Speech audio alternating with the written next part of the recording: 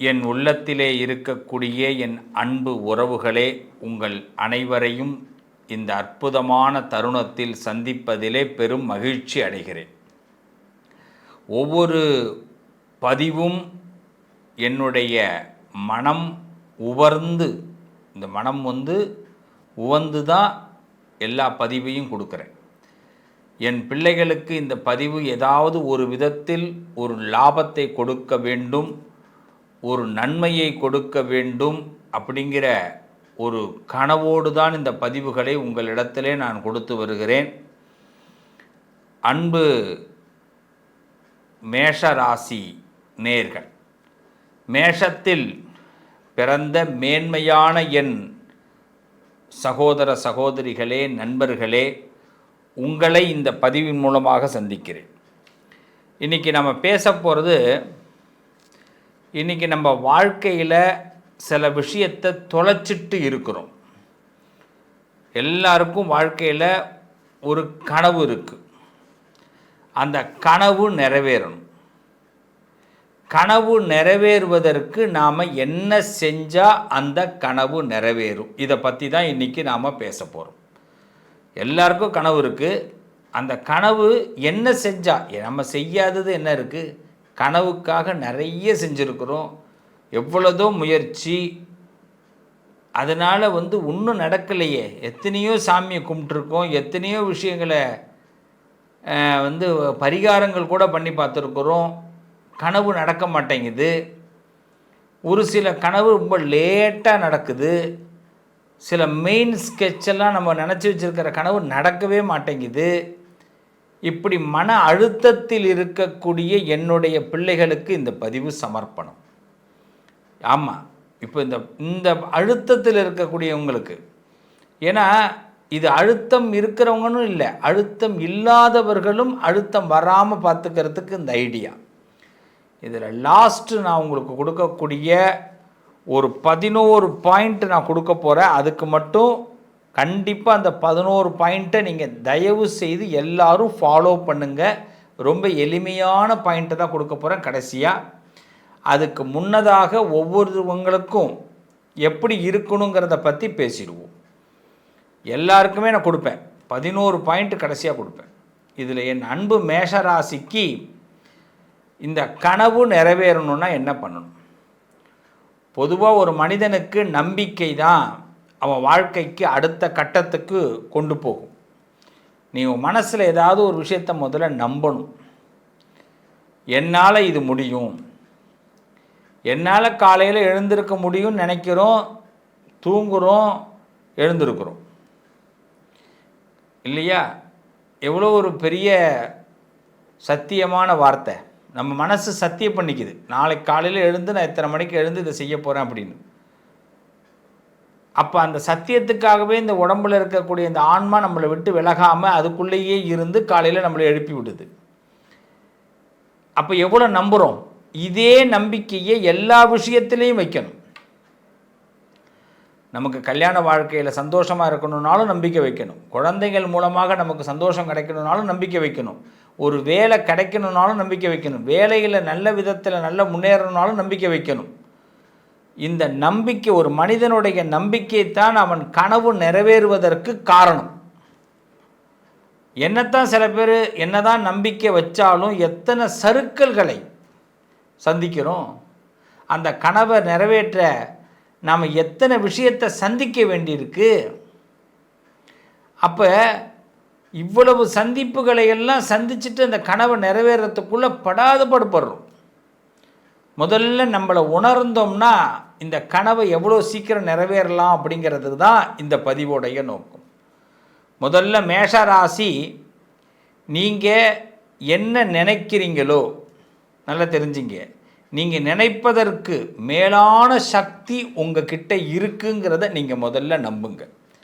ஏன்னா ஜாதகத்தில் மேஷங்கிறது செவ்வாயுடைய வீடு, அங்கே சூரியன் உச்சம் பெறுவதனால உங்களுடைய 5வது வீடும் சூரியனுடைய ஆட்சி பெற்ற வீடு அப்படிங்கிறதுனாலையும், மேஷத்திற்கு அதே போல் 10வது வீடு சனியோடைய வீடு, அங்கே செவ்வாய் உச்சம் பெற்ற வீடு அப்படிங்கிறதுனாலையும் நிச்சயமாக நீங்கள் நினைக்கிறது ஒரு விஷயம் நினைக்கிறீங்கன்னா உங்களுக்கு அதை விட மேலான சக்தி உங்ககிட்ட இருக்குன்னு நீங்கள் முதல்ல நம்பணும். ரெண்டாவது, நிறைய தோல்விகளை சந்திப்போம், அது வேற விஷயம். ஆனால் தோல்விங்கிறது ஒரு பயிற்சின்றதை நம்ம மனசில் முதல்ல எடுத்துக்கணும். நான் ஒரு விஷயத்தை பயின்று கொண்டு இருக்கிறேன், அது பேர் தோல்வி அல்ல. உங்களை நீங்கள் நம்புறது தான் உங்களுக்கு மிகப்பெரிய வெற்றி. நீங்கள் அஸ்வினி நட்சத்திரமாக இருக்கலாம், பரணியாக இருக்கலாம், கிருத்திகை 1ஆம் பாதமாக இருக்கலாம். முதல்ல உங்களை நீங்கள் நம்பணும். அந்த நம்பிக்கை, என்னால் இது முடியும் சார், வீடு கட்ட முடியுமா, என்னால் கட்ட முடியும் சார், இவ்வளோ லோன் வாங்க முடியுமா, லோன் வாங்க முடியும் சார், உங்கள் வீட்டில் இவ்வளோ பிரச்சனைகள்லாம் இருக்குது, எப்படி சார் சந்திப்பீங்க, நான் கண்டிப்பாக சந்திச்சிடுவேன் சார், என் குடும்பம் நான் சொன்னால் கேட்கும். முதல்ல கொஞ்சம் கேட்க மாட்டாங்க, ஆனால் நான் சொல்லிட்டேன்னா ஒரு வார்த்தை சொன்னால் மீற மாட்டாங்க. இந்த கான்ஃபிடென்ட் லெவல் தான் உங்களுடைய அடுத்த கட்ட உயர்வு. அதே மாதிரி அதுக்கு தான் சொல்கிறேன், உங்களை முதல்ல நீங்கள் நம்புங்க, அதுதான் உங்களுடைய பெரிய வெற்றி. அடுத்தது, மற்றவங்க என்ன சொல்கிறாங்கங்கிறது நமக்கு முக்கியமே இல்லை மேஷராசிக்காரவங்களே. இதை முதல்ல தெளிவாக எடுத்துங்க. மற்றவங்க என்ன வேணாலும் சொல்லிட்டு போகிறான், அவன் நம்மளை பற்றி கழுவி வேணாலும் ஊற்றுட்டான், அதை பற்றி அதெல்லாம் முக்கியமே கிடையாது. ஒவ்வொரு நாளும் இது மாதிரி விஷயங்களை நீங்கள் திங்க் பண்ணிங்கன்னா ஒவ்வொரு நாளும் புதிய வாய்ப்புகளை மேஷத்திற்கு ஆண்டவன் கொடுப்பான். ஒவ்வொரு நாளும் புதிய வாய்ப்புகளை மேஷத்திற்கு ஆண்டவன் கொடுப்பான். ஆனால் ஒன்றே ஒன்று, உங்களுக்கு பயம் மட்டும் வந்துருச்சுன்னா அதை கண்டு ஓடிடாதீங்க, எதிர்கொள்ளுங்க. எந்த விஷயத்தில் பயம் வந்தாலும் சரி, அதை கண்டு ஓடாமல் எதிர்கொள்வதற்கு தயாராக இருங்க. நிச்சயமாக உங்களுடைய வாழ்க்கை பயணம் ஒரு யூனிக்காக இருக்கும். கண்டிப்பாக யூனிக் தான். சின்ன முன்னேற்றம் கூட, அதாவது உங்களுக்கு ஒரு சின்ன முன்னேற்றம் அப்படின்னா அது ஒரு பெரிய விஷயமா இருக்கும். அதை கடந்தால் தான் சின்ன முன்னேற்றத்தை அடைய முடியும். நம்ம உடனே இவ்வளோ நாள் இவ்வளோ நாழிகை நம்ம அதை ட்ராவல் பண்ணணுமா இந்த சின்ன விஷயத்துக்கு அப்படின்னு மேஷ ராசி ஒரு நிமிடம் கூட நினைக்கக்கூடாது. அதற்காக நீங்கள் துணிந்து மேற்கொள்ளுங்க. உங்களை என்றைக்குமே யாரோடையும் கம்பேர் பண்ணாதீங்க. நீங்கள் தான், உங்களை தட்டிக்க முடியாது. ஏன்னா சூரியன் பலம் உங்களுக்கு மட்டும்தான், செவ்வாயுடைய பலம் உங்களுக்கு மட்டும்தான். உங்களை யாரோடையும் கம்பேர் பண்ணாதீங்க. இதை முதல்ல தயவு செய்து விட்டுடுங்க. இதை மட்டும் நீங்கள் ஃபாலோ பண்ணிங்கன்னா உங்களுடைய கதை இன்னும் முடியலை, இன்னும் தொடரும், நிறைய தொடரப்போகுது. இதை பற்றி நான் பார்ட் 2ல் உங்களுக்கு பேசுகிறேன். இப்போ ரொம்ப முக்கியமானது ஒரு 11 விஷயத்தை பற்றி நான் சொல்ல போகிறேன். இந்த 11 விஷயத்தை நீங்கள் செய்யுங்க. கண்டிப்பாக உங்கள் வாழ்க்கையில் நீங்கள் நினைக்கிற அந்த நம்பிக்கை, அந்த கனவு நிறைவேற போகுது.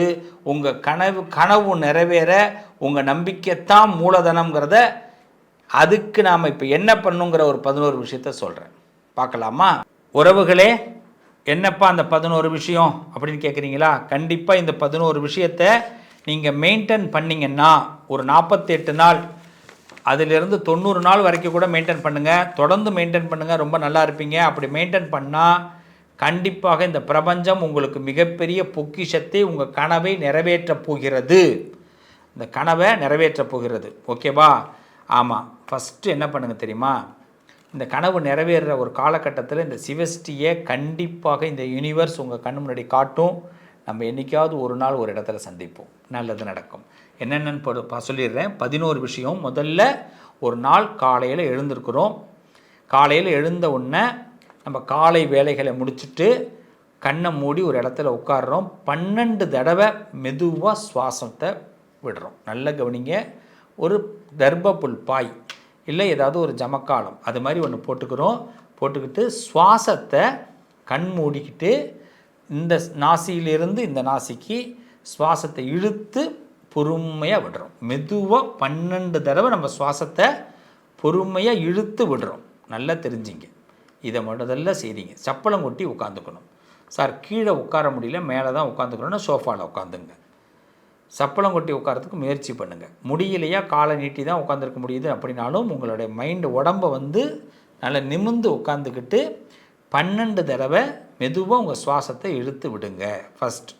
ரெண்டாவது, நான் என்னை அறிய ஆரம்பிக்கிறேன் அப்படிங்கிறத ஒரு 12 டைம்ஸ் சொல்லுங்கள். நான் என்னை அறிய ஆரம்பிக்கிறேன், நான் என்னை தெரிந்து கொள்ள விரும்புகிறேன், இப்படியும் சொல்லலாம். நான் என்னை தெரிந்து கொள்ள விரும்புகிறேன், நான் என்னை தெரிந்து கொள்ள விரும்புகிறேன். இதை டெய்லி சொல்லணும். காலையில் தான் இதை எடுத்துக்கணும். நான் சொல்கிறது எல்லாமே ஒரு 1/2 hour டைம் தான், மொத்தமே 1/2 hour ஸ்பெண்ட் பண்ணுங்கள். அடுத்தது தினசரி ஒரே தெய்வத்தை வழிபாடு பண்ணுங்கள். எந்த தெய்வம் உங்கள் மனசுக்கு பிடிக்குதோ, இப்போ நான் இத்தனை பதிவு நான் கொடுத்துருக்கேன்ல, உங்கள் மைண்டில் இவ்வளோ நாளில் ஒரு தெய்வத்தை நீங்கள் கண்டிப்பாக நீங்கள் கொண்டு வந்திருப்பீங்கல்ல, அந்த தெய்வத்தை தினசரி நீங்கள் அந்த தெய்வத்தோட பேசுங்க ஒரு 2 minutes. இது முதல்ல 12 தடவை, அப்புறமா ஒரு 12 தடவை, அதுக்கு அடுத்தது பிறகு இந்த ஒரு தெய்வத்தை நினச்சிக்கிட்டு ஒரு 2 நிமிஷம் இந்த தெய்வத்தோட பேசுங்க. இந்த நாள் நல்லா இருக்கணும், இந்த நாளில் இந்த பிள்ளை இதெல்லாம் நினைக்கிறேன், இதை நான் செய்யணும் அப்படின்னு துர்க்கையோ முருகனோ சிவனோ நீங்கள் யாரை நினச்சிருக்கீங்களோ உங்கள் மைண்டில் தான் வரணும். அடுத்தது அவங்களுக்குடைய மந்திரத்தை ஒரு 11 தடவை சொல்லுங்கள். சின்ன காயத்ரி மந்திரம், ரொம்ப பெரிய மந்திரம்லாம் எடுத்துக்க வேண்டாம். சின்னதாக ஒரு காயத்ரி மந்திரம். 4வது அதுதான், அந்த தெய்வத்தை நினச்சிக்கணும். 3வது 4வது அந்த காயத்ரி மந்திரத்தை, தெய்வத்தோட காயத்ரி மந்திரத்தை சொல்லிட்டு வாங்க. அடுத்தது 5லேருந்து ஒரு 10 நிமிஷம் அந்த மந்திரத்தை ஜபம் பண்ணுங்கள். முதல்ல 5 தடவை, ஒரு 11 தடவை சொல்லிவிட்டு ஒரு 5லேருந்து ஒரு 10 நிமிஷம், குறைஞ்சது ஒரு 7 நிமிஷமாவது, 5லேருந்து 7 நிமிஷமாவது நம்ம அந்த மந்திரத்தை ஜபம் பண்ணுங்கள். ஜபம் பண்ணும்போது ருத்ராட்சமோ இல்லைன்னா ஸ்படிகமோ ஏதாவது ஒரு மாலையை வச்சுட்டு கூட ஜபம் பண்ணலாம். கவுண்டிங்கு நமக்கு பார்த்துக்கலாம். ஓகேவா? அப்போ மைண்டு ரொம்ப அழகாக போகும். அதுக்கடுத்து முக்கியமாக குறைஞ்சது என்ன பண்ணுங்கன்னா, இந்த ஜபம் ரொம்ப நல்லா நமக்கு ரீச் ஆக ஆரம்பிச்சிருச்சுன்னா 27 to 108 டைம்ஸ் வரைக்கும் கூட பண்ணலாம். எண்ணிக்கையான முக்கியம் இல்லை. நல்லா தெரிஞ்சுங்க. நான் ஆரம்பிக்கும் போது தான் கம்மியாக சொல்கிறேன். போக போக நமக்கு நல்லா பிடிச்சிருச்சுன்னா நல்லா செய்ய ஆரம்பிக்கலாம். இது 1 day டெய்லி காலையில் ஆரம்பிக்கும் போது இதை செய்யுங்க. சப்போஸ் என்னால் காலையில் செய்ய முடியலன்னா எந்த நேரமாவது ஒரு நேரம், ஒரு நாளில் ஒரு நேரத்தை இதை எடுத்துக்குங்க.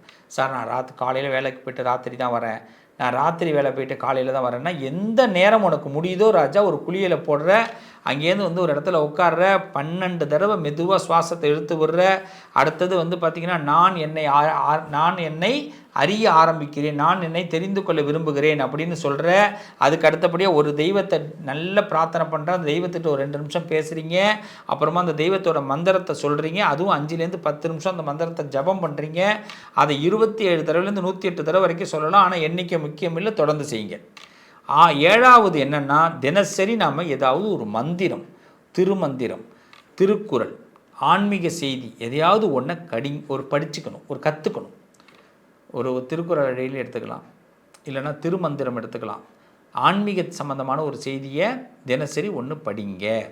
அடுத்தது இதான் ரொம்ப முக்கியம். 8வது, நான் பெரியவன் அல்ல, நான் பெரியவன் அல்ல, இல்லைன்னு சொல்லலாம். நான் பெரியவன் இல்லை, நான் சாதாரண ஆள் அப்படிங்கிறத நம்ம சொல்லிக்கிட்டே இருக்கணும். அப்போ தான் அகந்தை குறையும்.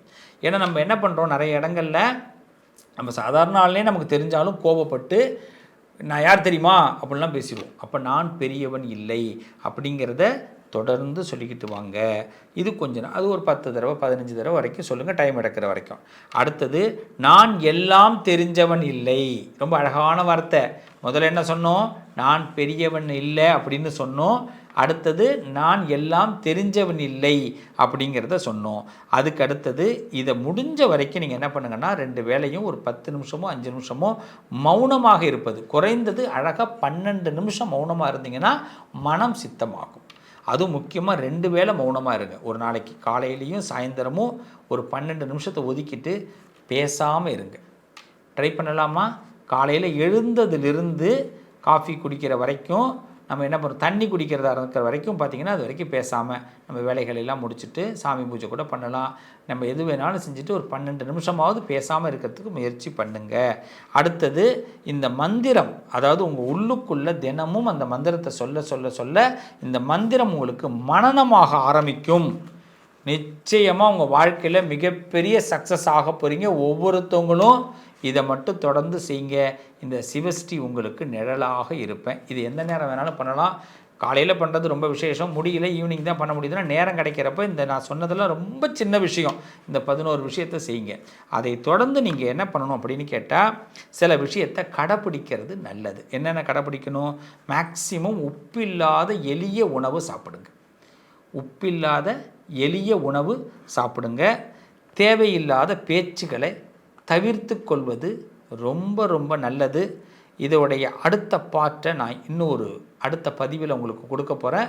இன்னும் அதை பற்றி நிறைய செய்திகள் உங்களுக்கு வரப்போகுது. மீண்டும் உங்களை ஒரு நல்ல ஒரு சூழ்நிலையில் நான் சந்திக்கிறேன். நம்ம லைஃப்பில் என்றைக்குமே சில வினாடிகளையும் சில நேரங்களையும் நம்ம சாதாரண நேரமாக கடந்துடக்கூடாது. நான் சொன்ன அந்த 11 விஷயத்தையும் நான் சொன்ன அந்த 2 விஷயத்தையும் கடைபிடிக்கும் பொழுது கண்டிப்பாக உங்களுடைய கனவுகள் நிறைவேறப் போகிறது. உங்கள் நம்பிக்கைகள் ஜெயிக்கப் போகிறது. இதுவரைக்கும் உங்களுக்கு ஏற்பட்ட சறுக்கல்கள்லாம் மாறி நானும் ஒரு மனுஷன், இந்த மனித வாழ்க்கையில் நானும் இதெல்லாம் சந்திச்சிருக்கேன், இவ்வளோ விஷயத்தை சந்திச்சிருக்கிறேன், இனிமேல் நான் இப்படிலாம் நல்லா இருக்க போகிறேங்கிற ஒரு சபதத்தை எடுக்க போகிறீங்க. எடுப்போமா? சபதம் எடுக்கிறவங்க கமெண்ட்டில் சபதம் எடுக்கிறேன்னு சொல்லுங்கள். கண்டிப்பாக இதையெல்லாம் பண்ணுறேன்னு சபதம் எடுங்க. இந்த 11 விஷயத்தை கீப் இட் பண்ணுங்கள். இந்த சிவஸ்ரீ உங்களுக்கு ஒரு நண்பனாக, ஒரு சகோதரனாக, ஒரு குருவாக உங்களோட நான் நிழலாக இருப்பேன். இந்த யூனிவர்ஸ் ஒரு அழகான யூனிவர்ஸ். இந்த உலகம் கண்டிப்பாக ஒரு நாள் நம்மளை மீட் பண்ண வைக்கும். நான் உங்களை கண்டிப்பாக மீட் பண்ணுவேன். மீட் பண்ணும்போது கண்டிப்பாக நம்ம ஜெயிச்சிட்டோன்றதை சொல்ல போகிறோம். சொல்லுவோமா? வாழ்த்துக்கள். நல்லதே நடக்கும். அன்னை அபிராமியோடைய அனுகிரகத்தில் உங்களை மீண்டும் ஒரு அடுத்த பதிவில் சந்திக்கிறேன். உங்கள் அதிர்ஷ்டத்திற்கான தீர்வு: கல்வி, பதவி, யோகம், தொழில் வளர்ச்சி பெருக. ஜாதகம், வாஸ்து, திருமண பொருத்தம் பார்க்கவும், பிரசன்னம் கேட்கவும். Positive lion doctor Sivasri Manikanda Sivam. தொடர்பு கொள்ள வேண்டிய வாட்ஸ்அப் எண் 7904137178.